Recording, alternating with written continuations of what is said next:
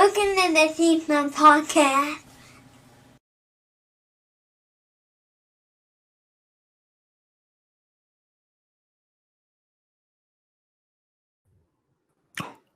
Welcome to the Scene Snobs Podcast, everyone. I'm your host, Mick Manhattan, joined as always by my colleague, my friend, and my mentor, Mr. Casey the Man Plot. How are you today, sir?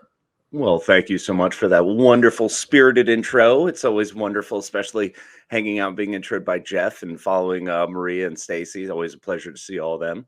So I'm doing pretty great this morning. It's pretty wonderful, waking up in the last possible moment just to give you my friend a heart attack. Make sure I'm always riding the line, It's like, what did we talk about a few weeks ago on the show? We're like Maverick at that 10 G's, and like we just got to push a little bit to the edge. But you're my goose, buddy. You're my goose. That's right, brother. You're bound to kill me. He didn't do it. He was exonerated. Yeah, but you pushed through the jet wash. We know. Listen, I've told you 1,000 times, and you have to start agreeing with me. We all know that what's her name was the actual villain of that tale. But Kelly McGillis? Kelly McGillis, she was the villain. All right. I'm sure one day you'll sway me. One day. Well, I just want to say happy International Podcast Day, my friend. Happy International Podcast Day to you as well, bro. I can't say that apparently. Happy International Podcast Day. Wow. All right. Let's try it again.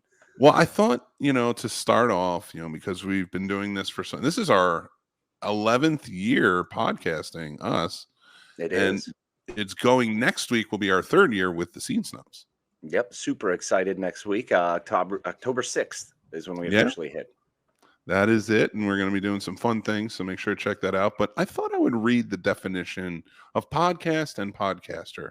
Oh, this should be fun. Whoever's listening may not know, and we're gonna give you the definition. So, a podcast is defined by Oxford as a digital audio file made available on the internet for downloading to a computer or mobile device, typically available as a series, new installments of which can be received by subscribers automatically. Not bad. And podcaster is described as a person or persons with audio equipment that is full of shit. Yeah. 100%. We should add an addendum to that and make sure it says likes the sound of their own voice. Yes, that's an important 100% part. do. Well, I like because I'm a huge fan of your voice, and I know you're a fan of my voice. So together, we just keep wanting to talk about each other. Listen, I think the key to being a great podcaster is unlimited arrogance. Oh, clearly, what you have in no small amount. So we're good.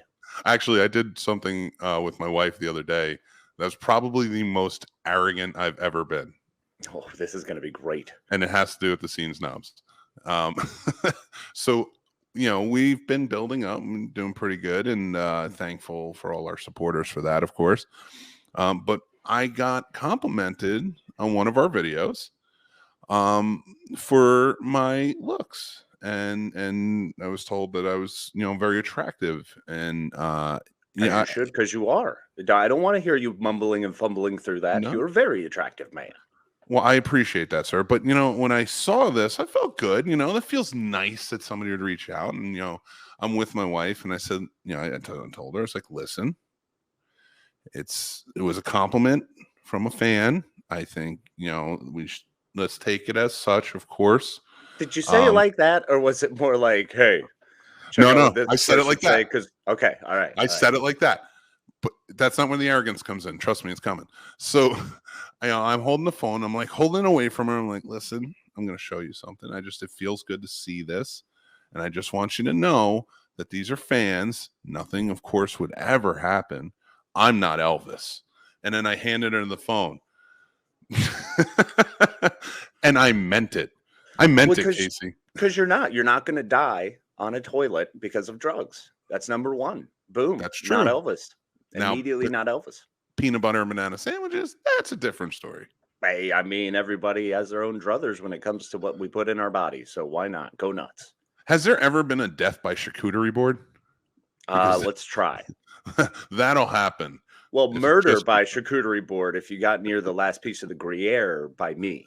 I've definitely taken some phalanges from people for getting a little close. Listen, I'm just talking about heart attack from the charcuterie board, all right? Okay. Yeah. Well, in that case, you're fine. Well, we get to, so we're talking about podcasting, and it's International Podcast Day, and this is something we love. This is something, so for anybody who's watching who may not know us, this is a comedy show that we do weekly live, and then of course it's available on all podcast platforms. And we have tons of other shows too. We do. That we're very proud of, very happy with, and we appreciate all of our supporters. And if you guys want to check us out, please feel free to. We would love it, and let us know what you think, of course. So as we go on and we talk more and more about podcasting and things like that, we're more movie and geek based with I'd say that's our wheelhouse. We like the fun, nerdy, geeky, fun stuff, but primarily the movie side and TV. 100%. And I would like to think that we have a lot to say on the matter. On occasion. Like we usually speak maybe over an hour on our podcast, but and most of our shows are about 30 minutes, but most of our other shows are about 30 minutes, I should say. But we are doing 30 minutes today for International Podcast Day, and it's first morning, really. Yep. And I'm kind of out of topics. Already? That was rapid. Yeah. What do you want to do for the rest of the I don't know. I mean, we could probably discuss like current ongoings of geopolitical climates and what's happening around the world, or do something interesting like, I don't know, movie releases this week. I thought about you explaining geopolitical topics to me, and I'm just like, that Biden. No, I'm just kidding, of course. Have you heard what's happening in Italy? No, let's keep on going. Didn't Italy? Well, all right. I was going more to the space side of things on that one. They were the ones that created the box, right, for Dart? Yeah. See, I learned something new every day. There you go. You did it. ESA. I did it. There you go. I did not know what that was called. Mm-hmm. I had no idea what that was called. But more importantly, Dart happened this week, and we blew something up. We managed to blow up an asteroid and change its trajectory. How phenomenal is that? So it worked. Yeah, it did work. Yep. None of the articles in the headlines said that it worked. Well, yeah, because it was first a big deal to just hit it, because it's hard enough just trying to hit something that small with the math and figure out the trajectory and make sure you're gonna. So hitting it alone was huge, but the fact that it actually shifted a little bit means we no longer need a Bruce Willis drill team, and I'm pretty freaking sad about that. That does suck. I wouldn't want to be on that drill team for like 5 minutes, and I want to leave. We should be on that drill team. Oh, I'm definitely dead quick. I'll do something dumb, and I'm just floating into space for the rest of my life. That's it. Dude, if that one guy, was a Bear or whatever his name was, can make it, I could make it. Oh, you'd 100%. Be fine. Yeah, if Michael C. Clarke can do it, I'm sure you're fine. Yeah. Well, no, Michael C. Clarke was still in pretty good shape back then. That's fair. Yeah. Well, you're getting in great shape. Noom. Better. So, speaking of Michael C. Clarke, who passed away sadly years ago, Coolio passed away. Yeah, how bummer is that, man? He's living his life in his gangster's paradise. Took a fantastic ride all the way there. Fantastic voyage, sir. Oh, fantastic voyage. Sorry. I almost added at the end of that, just be like, and the Keenan and Kel intro, because that's literally all I know from that. Like, totally I don't remember the title. I'm just like, Keenan and Kel? So I know Coolio was awesome. And, he always popped up in the 90s. He was always fun. So rest in peace, sir. Now let's get to some movies coming out this week. Let's do it. All right, everybody. So what movies do we have? We have the Rob Zombie's The Munsters came out on Tuesday on Netflix. Yes. I actually did. I'm halfway through it now. It is all right. I didn't hate it. I thought I would. It's The Munsters. It's really The Munsters. They just updated it, and it's pretty darn okay. Yeah, and I was surprised. I remember watching the trailer for it. And now, listen, everybody, I'm telling you this now, but when I believe in integrity in movie reviews because we do those as well. Mm-hmm. And unless I watch a movie, I do not put out my opinion on it. But to friends, I will. Like friends, I'll talk about it. So personally, then after I watch the movie, I'll tell you exactly what I think. I saw that trailer and I'm like, they've done The Monsters an injustice. And I was pissed because I love that show. And I'm like, how are you going to Sherry Moon's on me, really. I was just so mad about everything that they were doing with it. I watched it this week and I walked away from it. I really enjoyed it. I was so upset with all of this new, the Addams Family stuff, that I had melded the two together in my mind, and there was no way to separate them. So I was convinced that this Munsters movie was going to actually be the Addams cast, and I was very confused. But no, Munsters was done right. I think so. Cheesy, fun, goofy, just funny. But I think that's what it needed to be. So like you had mentioned the Addams Family, and they're coming back with another show, which with the Addams Family, they were campy back in the day too, but I think they had more of a serious tone, and the movies really just propelled it to that. Much edgier. It's much more the pure dark humor, whereas the Munsters is silly comedy set in a dark monsters world who aren't even really monsters. Yeah, I know. Yeah, exactly. So they did a great job with it. And I don't say that often about Rob Zombie films. I love his look. I'm just not a big fan of his stories. This is true. I think he needs a writing partner. Lot. Yeah, no, I'll agree with that. Absolutely. That isn't Sherry Moon Zombie. That isn't Sherry Moon Zombie. She's doing enough. She can star in your movies. They're your movies, but get a writing partner who can just polish.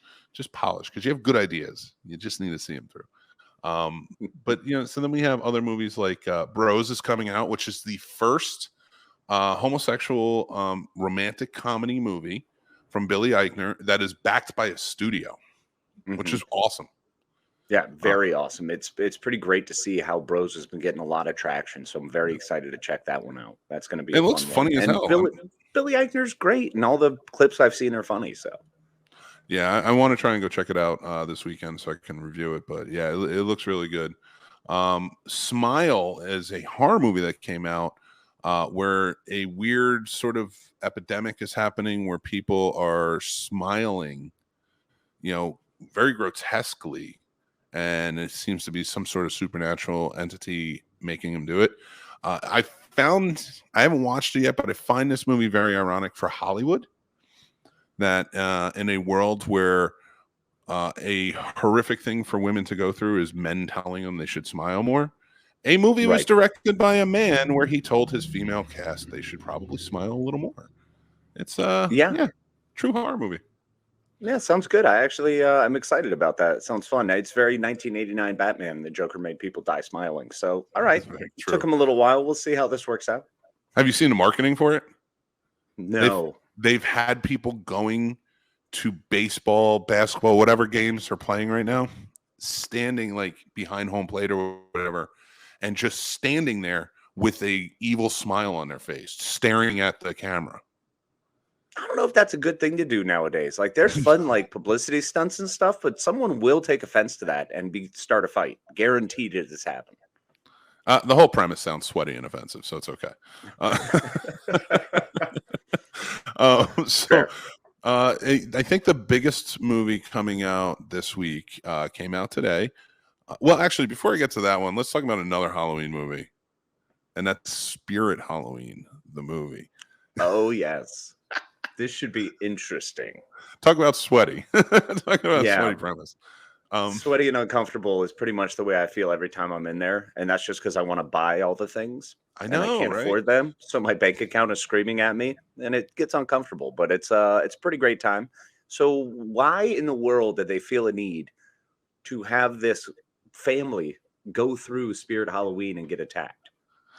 It's a kids movie, first of all, in the vein of the Goosebumps or something. Goosebumps, right? Yeah, like those. And so I guess they stole a Buffy the Vampire premise and just kind of ran with it. And which was everybody was wearing a costume on Halloween. They turn into what they are. Well, they go into Spirit Halloween, and I guess it's haunted by Christopher Lloyd, which makes sense. Okay. It should be. If anyone's going to haunt something, Christopher Lloyd's your guy.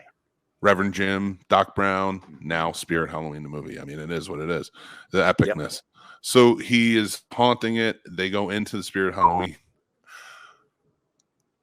I'm explaining this, and I'm just like, what did we do? What are we doing here?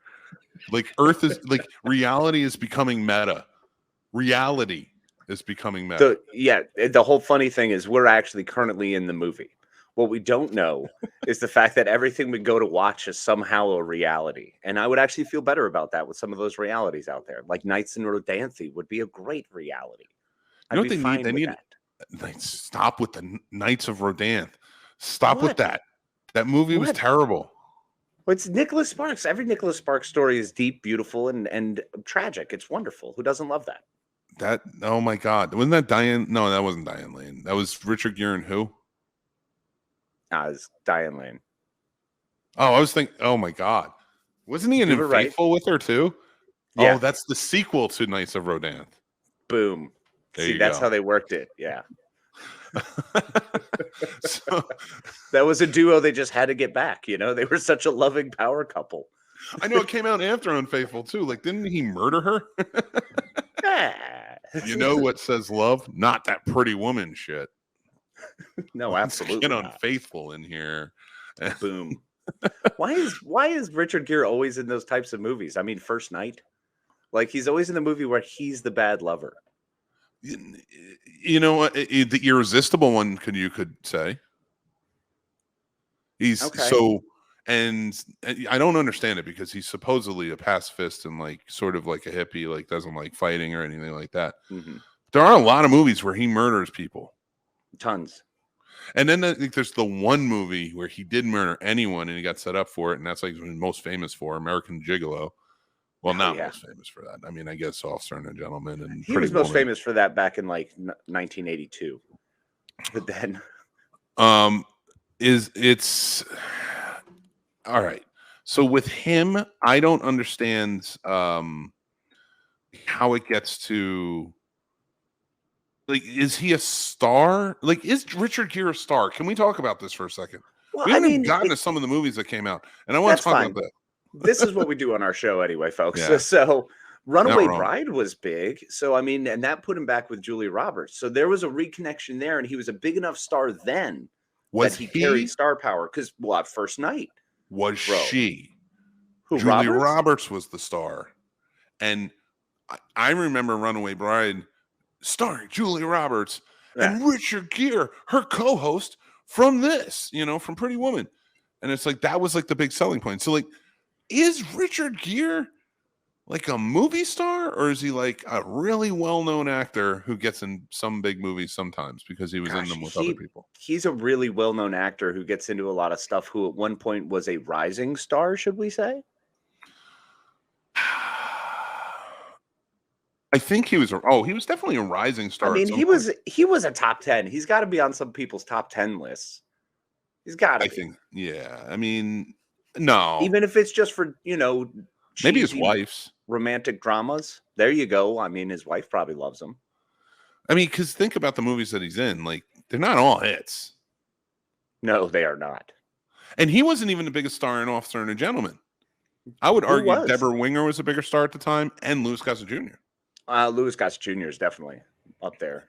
know? Deborah Winger, was she really that big? I mean, Urban Cowboy, I guess. That was pretty huge. But at that time. Yeah, that's what I'm saying. Because before that, he had only done American Gigolo. So Mhm. then we come out with that, and he's huge in Officer and a Gentleman. And then we get Pretty Woman, where he's massive in that. And he was the star. Julia Roberts was the up and comer. Yeah. No, that I won't argue with. That but even like when he got into it, he wasn't like a mega superstar. Like, he wasn't, like, I think Gary Marshall directing that was more of a big thing. That's fair. And I think in First Night, I mean, you obviously have Sean Connery and a couple other people that they kind of placed around there. And then once again, Mary Elizabeth Mastradiano. So maybe that's why he's a good actor, is because he can latch on to stars that are in the movie, and he knows it. And then he's just like, I'm going to provide a character here. Are we calling Richard Gere a tick? A famous tick? Is that what he is? So he just rides along? He's a famous tag along? But he's adding value. So I wouldn't say a tick. Okay. So Maybe he's a leech? a colorful tick. So that way he's got, like, I don't know. So at least it's aesthetically pleasing. Your Lyme disease is going to be aesthetically pleasing. Wow, you look stunning. You can never eat red meat again. Well, we do have 2 more movies that I have not mentioned coming out. Oh, wait, there is another one.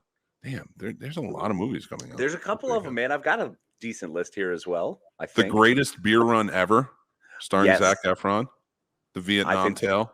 that's going to be fantastic. Read that blurb off. I'm curious. That one is to show support from his neighborhood friends serving in Vietnam.